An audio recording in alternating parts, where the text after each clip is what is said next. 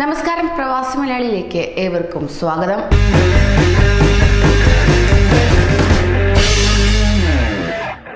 ദുബായിൽ കനത്ത മഴ തുടർന്ന സാഹചര്യത്തിൽ എയർ ഇന്ത്യ വിമാനങ്ങൾ റദ്ദാക്കിയിരുന്നു. ഒമാനിലും ഇതേ തുടർന്ന് ജാഗ്രതാ നിർദ്ദേശം നൽകിയിരിക്കുകയാണ്. ദുബായ് വെള്ളപ്പൊക്കത്തിൽ ഇപ്പോൾ നിശ്ചലമായിരിക്കുകയാണ്. ദുബായിൽ കഴിഞ്ഞ ദിവസം പെയ്ത കനത്ത മഴയെ തുടർന്ന് 4 വിമാനങ്ങൾ റദ്ദാക്കിയതായി എയർ ഇന്ത്യ അധികൃതർ അറിയിക്കുകയുണ്ടായി. ദില്ലിയിൽ നിന്നും ദുബായിലേക്കും ദുബായിൽ നിന്നും ദില്ലിയിലേക്കുള്ള വിമാനവും, മുംബൈയിൽ നിന്നും ദുബായിലേക്കും അതുപോലെ തന്നെ ദുബായിൽ നിന്ന് മുംബൈയിലേക്കുള്ള വിമാനവും, ഹൈദരാബാദിൽ നിന്ന് ദുബായിലേക്കും അതുപോലെ തന്നെ തിരിച്ചും, ചെന്നൈയിൽ നിന്ന് ദുബായിലേക്കും അതുപോലെ തന്നെ ദുബായിൽ നിന്ന് ചെന്നൈയിലേക്കും എന്നീ വിമാനങ്ങളുടെ സർവീസുകളാണ് റദ്ദാക്കിയിരിക്കുന്നത്.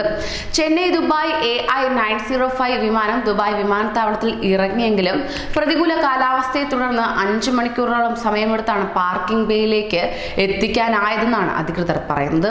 കോഴിക്കോട് ദുബായ് AI937 വിമാനം ദുബായ് അന്താരാഷ്ട്ര വിമാനത്താവളത്തിൽ ഇറക്കാൻ കഴിയാതിരുന്നതിനെ തുടർന്ന് ദുബായിലെ 2ാമത്തെ വിമാനത്താവളമായ അൽ മക്തൂം എയർപോർട്ടിൽ ഇറക്കുകയാണ് ചെയ്തത്.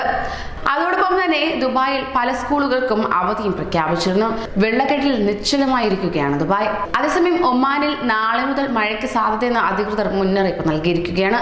വ്യാഴാഴ്ച വരെ മഴ തുടരുമെന്ന് കാലാവസ്ഥാ നിരീക്ഷണ കേന്ദ്രം അറിയിച്ചു. മസ്കറ്റ് അടക്കം ഒമാന്റെ വിവിധ ഭാഗങ്ങളിൽ മഴ പെയ്യുമെന്നും മുന്നറിയിപ്പുണ്ട്. ന്യൂനമർദ്ദത്തിന്റെ ഫലമായി ഒമാനിൽ ചൊവ്വാഴ്ച മുതൽ വ്യാഴാഴ്ച വരെ മഴയ്ക്ക് സാധ്യതയുണ്ടെന്നാണ് സിവിൽ ഏവിയേഷൻ പൊതു അതോറിറ്റി അറിയിച്ചിരിക്കുന്നത്. ഭാഗികമായ മേഘാവൃതമായ അന്തരീക്ഷത്തിൽ കാറ്റും ഇടയ്ക്കിടെ ഇടിമിന്നലോട് കൂടി മഴയും പെയ്യാനാണ് സാധ്യത. വ്യാഴാഴ്ച വരെ ഈ കാലാവസ്ഥ തുടരുമെന്നാണ് റിപ്പോർട്ട് സൂചിപ്പിക്കുന്നത്. മുസന്തം ഗവർണറേറ്റിൽ നിന്ന് മഴ ആരംഭിച്ച് ബുറൈമി, തെക്ക് വടക്കൻ ബാത്തിന, ദാഹിറ, ദാഖിലിയ, മസ്കറ്റ്, തെക്ക് വടക്കൻ ഷാർക്യ മേഖലകളിലെല്ലാം മഴയുണ്ടാകാനും സാധ്യത കൽപ്പിക്കുന്നുണ്ട്.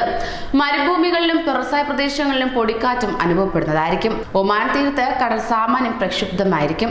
തിരമാലകൾ 2 മീറ്റർ മുതൽ 3 മീറ്റർ വരെ ഉയരാൻ സാധ്യതയും കൽപ്പിക്കുന്നുണ്ട്.